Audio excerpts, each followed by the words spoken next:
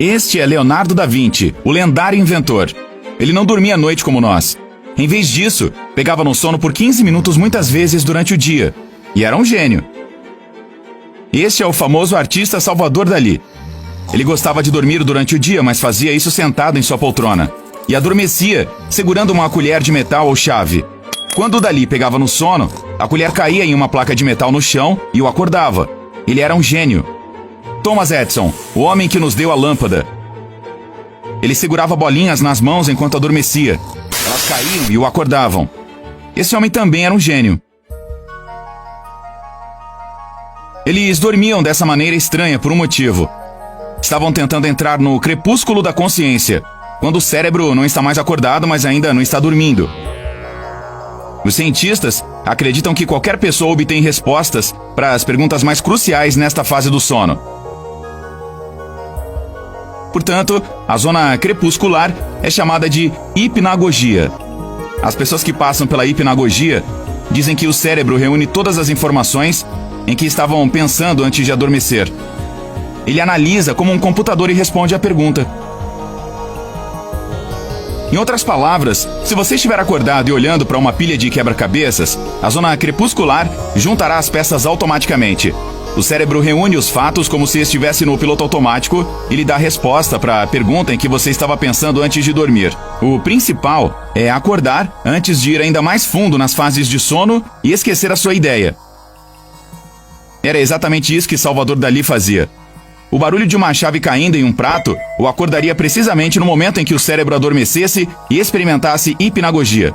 Então ele imediatamente registraria todas as suas descobertas. É por isso que algumas de suas pinturas parecem muito estranhas.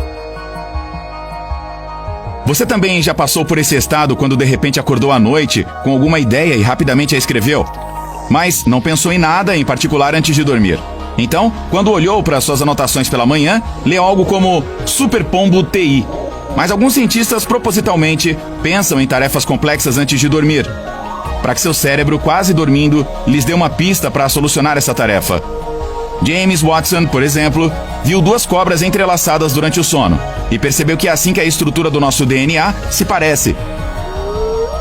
A zona crepuscular também é chamada de E1, é a primeira fase do sono. Cientistas recentemente investigaram esse crepúsculo da consciência. Cerca de 100 participantes tiveram que resolver problemas matemáticos. Em um ponto, os responsáveis pelo estudo deixaram os participantes fazerem uma pausa.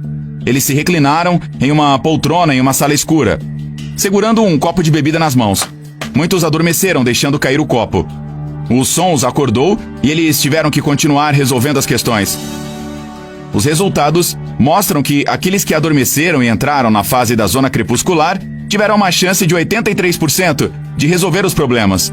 Os que ficaram acordados tiveram apenas 30% de chance. Os participantes do experimento só precisaram de 15 segundos no crepúsculo da consciência para obter uma vantagem considerável.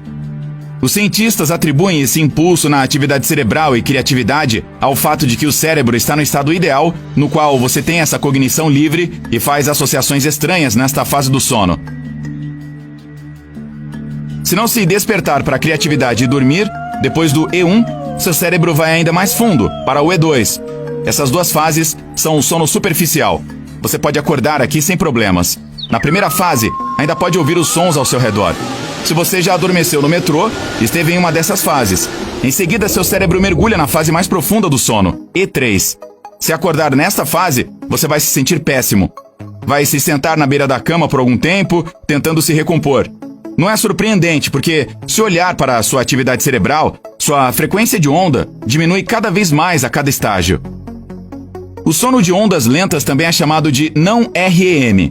REM é a sigla em inglês para movimento rápido dos olhos.